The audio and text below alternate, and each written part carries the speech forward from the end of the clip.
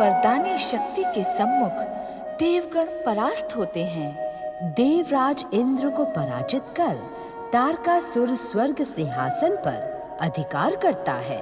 इंद्र को प्रताड़ित कर नारद उन्हें श्री महागणेश की कृपा प्राप्त करने का परामर्श देते हैं। त्राहिमाम, रक्षा करें माता श्री। त्राहिमाम, रक्षा करें, सहायता करें, रक्षा करें। त्राहिमाम। देवी माता अदिति, देखिए देखिए अपने पुत्र स्वर्गाधिपति देवराज इंद्र की दुर्दशा देखें। तारकासुर ने अपनी विशाल सेना की सहायता से हम देवताओं को स्वर्ग से पलायन करने को विवश कर दिया। उसकी वरदानी, मारक और विध्वंसक दैत्य शक्ति के सम्मुख हम देवताओं की भारी पराजय हुई है। हमारे उद्धार का उपाय करें, हमारी रक्षा करें। स्वर्ग पर दैत्यों का अधिकार हो जाने से संसार में भयानक संकट उत्पन्न होगा। अपनी देव सेना और स्वर्गाधिपति होने के अभिमान में तूने सदा दैत्यों के साथ अन्याय और छल किया है। इसका उचित दंड दिया है मेरे पौत्र स्वर्गाधिपति तारकासुर ने। ऐसा न कहे माता। मैंने आपके पुत्र और अपने भाई वज्रांग का स्वर्ग में भव्य स्वागत किया था। वो स्वागत नहीं था दुष्ट, अपितु तेरी बिछाई हुई बिसात पर मेरा मूर्ख पुत्र वज्रांग चला गया था। तारकासुर मूर्ख नहीं है। तारकासुर का जन्म ही अचेत दैत्य जाति का तारण करने के लिए हुआ है। अब वो अपना स्वर्ग पर अधिकार कभी नहीं छोड़ेगा। तू और तेरे दुष्ट साथी यूं ही दर दर भटकेंगे। मैंने तेरी माता और अपनी सौत अदिति को पहले ही सावधान कर दिया था कि वो अपने पुत्र इंद्र का आश्रय ढूंढ ले। जब उसने ही तेरी सहायता नहीं की, तो अब तेरी सहायता कौन करेगा इंद्र? हाँ, एक मार्ग है, तो इसी वन को अपना आश्रय बना। मैं वरदानी तारकासुर से कह दूंगी कि वो इस दीनहीन इंद्र को वन वन भटकने दे, अपनी विध्वंसक शक्ति से भस्म न करे।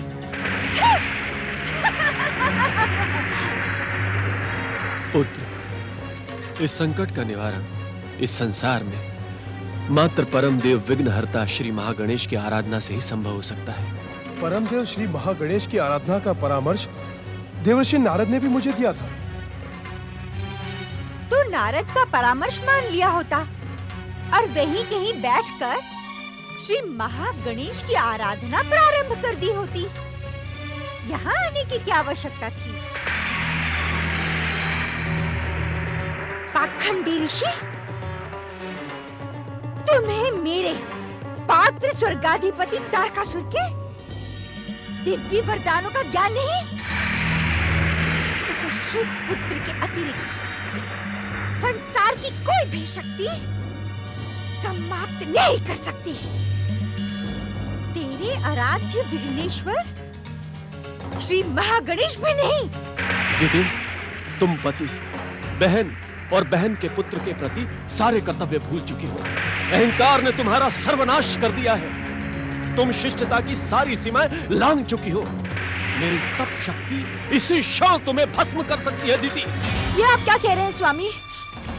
अपने क्रोध का त्याग करें। क्रोध तो विनाश का लक्षण है। ये शिक्षा आपने स्वयं ही मुझे दी है। दीदी को शापित करके आप अपनी तप शक्ति को क्षीण ही करेंगे। इन्हें क्षमा कर दे ऋषिवर। अपने क्रोध का त्याग करें ऋषिवर। तुम एक ऋषि ही नहीं, महर्षि कहलाने के योग्य देवी अदिति। तुम्हारा धैर्य आदरणीय है, अनुकरणीय है, किंतु इससे कहो इसी क्षण इस आश्रम को त्याग दे, हमें अपने कर्तव्यों का पालन करने दे। सावधान, सावधान सुन पाखंडी ऋषि, यदि तुमने मुझे आश्रम त्यागने का आदेश दिया तो मेरा पौत्र तारकासुर अपनी विध्वंसक शक्ति से इस संपूर्ण पृथ्वी लोक को विध्वंस कर देगा। ऐसा भयानक सर्वनाश होगा जिसकी तुमने कल्पना भी नहीं की होगी। अहंकारी दिति, जा मैं तुझे शाप देता हूँ। शाप! आपको मेरी सौगंध ऋषिवर, दीदी को शापित करके आप अपनी तप शक्ति नष्ट ना करें। देवी अदिति, आप मुझे सौगंध न दें। यदि आज इस दुष्टा को मैं दंड नहीं दूं, तो भविष्य मुझे भीरु कश्यप कहकर पुकारेगा। आप अपनी सौगंध वापस ले ले देवी अदिति, आप अपनी सौगंध लौटा ले देवी अदिति। नहीं ऋषिवर नहीं, आप तो कहते हैं कि जीवन भविष्य की कल्पना में नहीं, अभी तो वर्तमान की कर्तव्य परायणता से जिया जाता है। भविष्य जो कहेगा उसे कहने दे, किंतु दीदी को क्षमा कर दे, दीदी को क्षमा कर दे ऋषिवर। ये पाखंडी मुझे क्या क्षमा करेगा? आज मैं इसे क्षमा करती हूँ, किंतु आज के पश्चात यदि इसने मेरे आश्रम त्यागने का विचार भी किया तो मेरा क्रोध सब कुछ भस्म कर देगा। इस आश्रम पर मेरा भी समान अधिकार है, समान।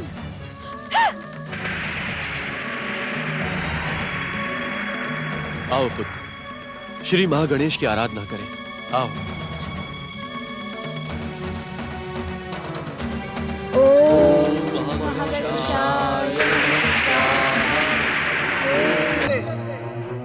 दर्शन दे प्रभु, दर्शन दे। हे प्रभु, आप तो इस संसार के कण-कण में विद्यमान हैं, किंतु आज आप अपने इस भक्त नारद की पुकार को क्यों अनसुना कर रहे हैं प्रभु? हे प्रभु, दर्शन दे। हे परमदेव, क्या अनजाने में आपके इस भक्त नारद से कोई अपराध हुआ है? हे श्री महागणेश, अपने इस भक्त नारद के जिज्ञासु मन में उठे गए प्रश्नों के समाधान के लिए दर्शन दे प्रभु, दर्शन दे। ओम महागणेशाय नमः, ओम परमदेवाय नमः, ओम विश्ववरदाय नमः, ओम परमदेवाय नमः।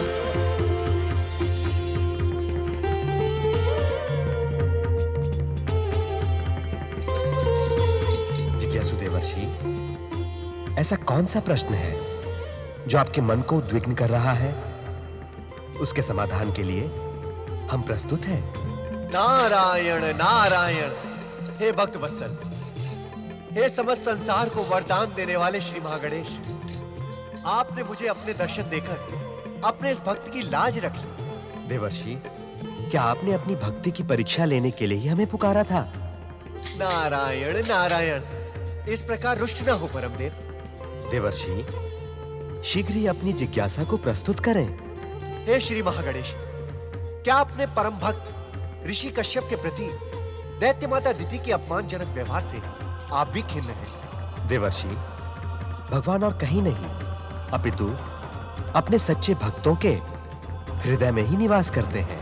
हे परमदेव, जब आप स्वयं ऋषि कश्यप के हृदय में विराजमान थे तो आपने देवी दिति को दंड क्यों नहीं दिया? देवर्षि, समय से पूर्व हम किसी को कुछ भी प्रदान नहीं कर सकते। वास्तव में दिति ने हमारे परम भक्त कश्यप का नहीं, स्वयं हमारा अपमान किया है, क्योंकि भक्त तो भगवान का ही प्रतिरूप होता है। किंतु हमारी नीतियां विधि के विधान से बंधी हुई हैं। नारायण नारायण, ये आप क्या कह रहे हैं परमदेव? आप तो स्वयं विधि के विधान हैं, विधाता की लेखनी है। इसी कारण तो स्वयं द्वारा रचित विधान का पालन करना हमारा परम कर्तव्य है। देवर्षि, यदि हम अपने ही बनाए विधान से विमुख हो गए तो संसार उसका पालन कैसे करेगा? किंतु किंतु क्या श्री महागणेश? देवर्षि, कश्यप जैसे सच्चे भक्त का अपमान करके दिति ने अपने साथ साथ समस्त दैत्यों के सुखद भविष्य पर पाप रूपी कलंक का तिलक कर दिया है। समस्त दैत्य जाति को यह पाप भोगना ही होगा। धन्य है आप श्री महागणेश, धन्य है आपका न्याय, धन्य है आपका विधान और धन्य है आपका स्वयं द्वारा रचित विधान का पालन। नारायण नारायण। देवर्षि, आज्ञा करें परमदेव। ब्रह्मदेव के वरदान के अनुसार तारकासुर का वध शिवपुत्र द्वारा ही होगा। आप इस रहस्य से अनजान नहीं है देवर्षि कि शिव की शिवा और कोई नहीं किंतु स्वयं देवी पार्वती हैं। शक्ति स्वरूपा देवी पार्वती का विवाह महादेव शिव के साथ अटल है। इस समय महादेव शिव कैलाश त्याग कर हिमाचल राज्य में ही अपनी योग साधना में लीन हैं।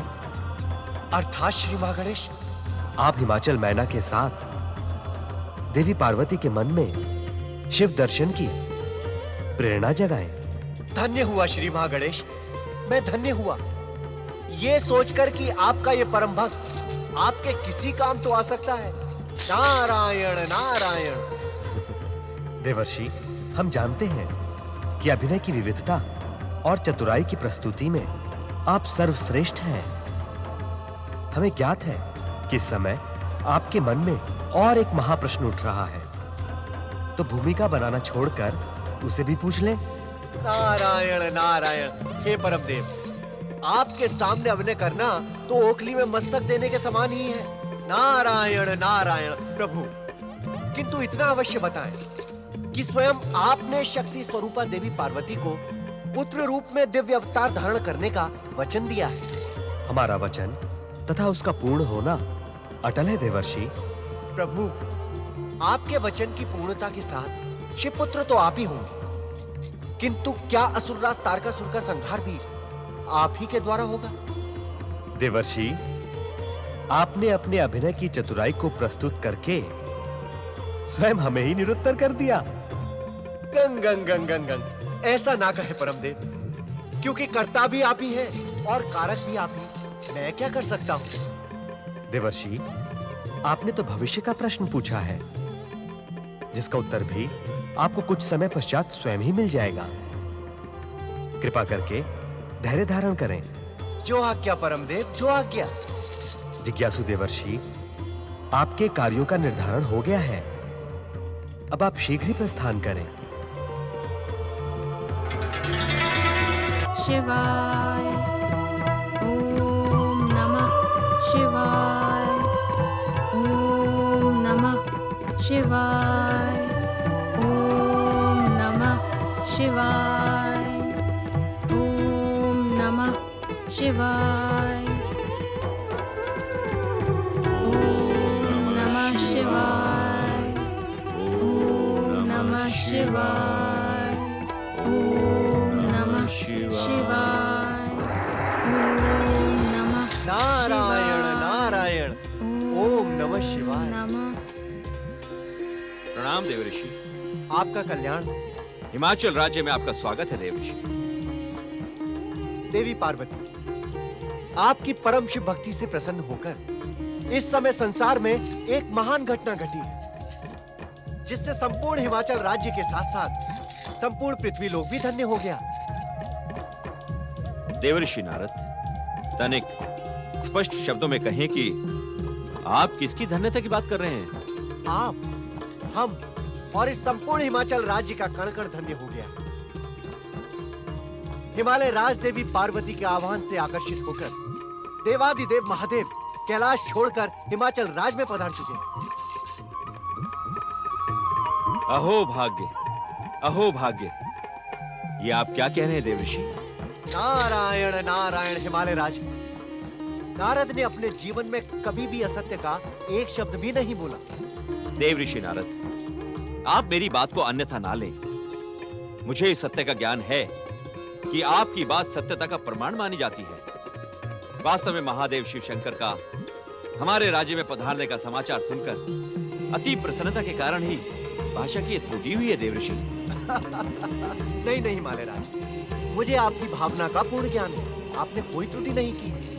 देवर्षि, आप हम पर सदा कृपा करते रहे हैं। आज पुनः हम पर कृपा करके हमें महादेव शिव शंकर के दिव्य परम पावन दर्शन करवा दें। नारायण नारायण। महारानी मैना, आप हिमालय राज और अपनी दिव्य पुत्री देवी पार्वती को लेकर भोलेनाथ के समीप जाएं और उनसे ये निवेदन करें कि वो देवी पार्वती को अपनी सहधर्मिणी के रूप में स्वीकार कर लें। यदि ऐसा हो गया तो एक पंथ और 2 काज सिद्ध हो जाएंगे। अर्थात? देखिए महारानी मैना, यदि महादेव ने देवी पार्वती को अपनी पत्नी के रूप में स्वीकार कर लिया तो देवी पार्वती के साथ साथ इंद्रादि देवताओं का भी उद्धार हो जाएगा। नारायण नारायण। शिव पार्वती के विवाह से देवताओं के उद्धार का क्या संबंध है देवऋषि? देवर्षि, आप तो परम ज्ञानी हैं। आपकी संकेतों की भाषा हमें समझ नहीं आती। कृपया स्पष्ट शब्दों में बताएं। नारायण नारायण। महारानी मैना, मैं तो परमदेव श्री महागणेश के आदेश से आपको ये संदेश सुनाने आया था कि परमपिता ब्रह्मा जी के वरदान के अनुसार स्वर्ग पर बलपूर्वक अधिकार करने वाले तारकासुर का वध शिवपुत्र के द्वारा ही होगा। शिवपुत्र अर्थात? नारायण नारायण। आप दोनों चकित न हो। देवों के हितैषी ब्रह्मदेव ने देवताओं की सुरक्षा के लिए तारकासुर को कठिन मृत्यु का वरदान दिया था, जिससे उसकी मृत्यु शिवपुत्र के द्वारा हो। किंतु शिवपुत्र होगा कैसे?